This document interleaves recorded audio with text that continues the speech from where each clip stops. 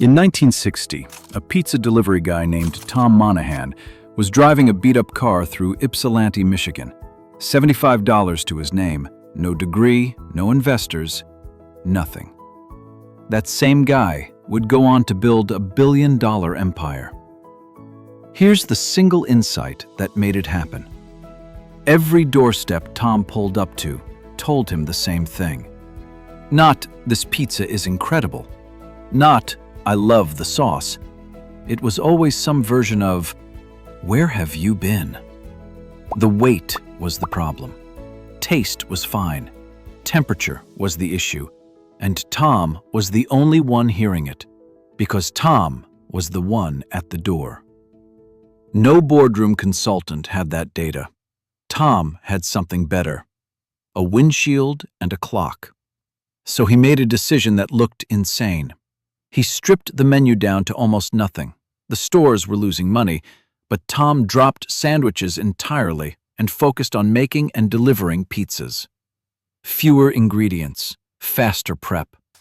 Every variable that slowed down a box hitting a doorstep got cut. Then he went further.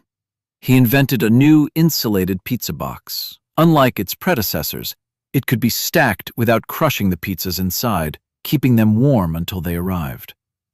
That wasn't a marketing move. That was an engineer's obsession with one metric: time. But before any of that could scale, Tom almost lost everything. His brother Jim had been splitting the hours. Jim didn't want to quit his job as a full-time postman to keep up with the demands of the new business. Within 8 months, Jim traded his half of the business to Tom for the Volkswagen Beetle they used for pizza deliveries. Half of a company, gone for a used car. Tom was now alone, broke, and fully on the hook. Most people would have read that as a sign to quit. Tom read it as clarity. No partner to convince, no one to slow him down. In 1973, Tom instituted the guarantee: 30 minutes or it's free. One promise, carved in stone. By 1967, the first franchise store opened, beginning the proof that the insight could scale. The data Tom had picked up from a car seat, knocking on strangers' doors in the Michigan cold, had just proven it could be handed to someone else and still work. Proximity to the customer had given him what no MBA could buy, and now that insight had a price tag on it. Jim traded his half of Domino's to Tom for a Volkswagen Beetle. Would you have taken that trade, or held on to the stake? Drop your answer in the comments below.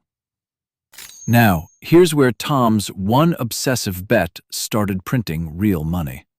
That 30-minute guarantee didn't just build an empire, it nearly burned one down.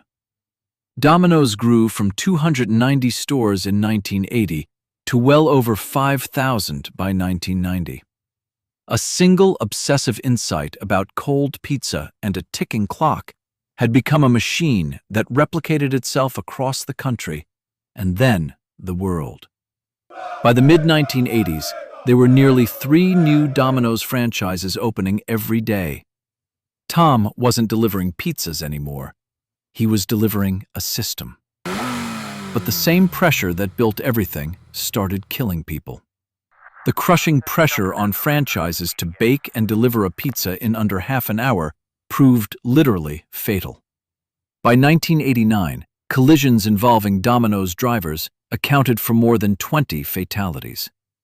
The guarantee Tom had carved into stone was now carving into people. A circuit court jury in St. Louis awarded one woman $78 million in punitive damages after her car was struck by a Domino's driver who ran a red light. Tom announced the end of the 30-minute guarantee in 1993, 4 days after the ruling, admitting the verdict certainly was the thing that put it over the edge. He had to kill the very promise that built everything. The one insight he'd carried since that cold car in Ypsilanti, weaponized against him.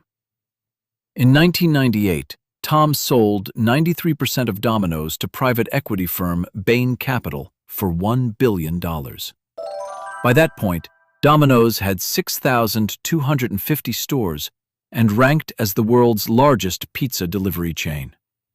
But the real lesson isn't work hard or believe in yourself.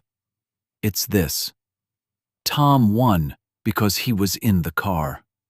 Not in a boardroom, not in a business school. He was the one standing at the door at 11 p.m., hearing the complaint directly from the person who had it. Proximity to the problem gave him the solution before anyone else even knew there was a problem to solve. That proximity also meant he felt the consequences first and hardest. That beat-up car in Ypsilanti wasn't the bottom of the story. It was the laboratory. Everything that followed, the 5,000 stores, the billion-dollar sale, the guarantee that rewired how America thinks about delivery, started in that front seat with a clock on the dash and a cold pizza in the back. Subscribe for more stories like this and watch the next one. It starts even stranger.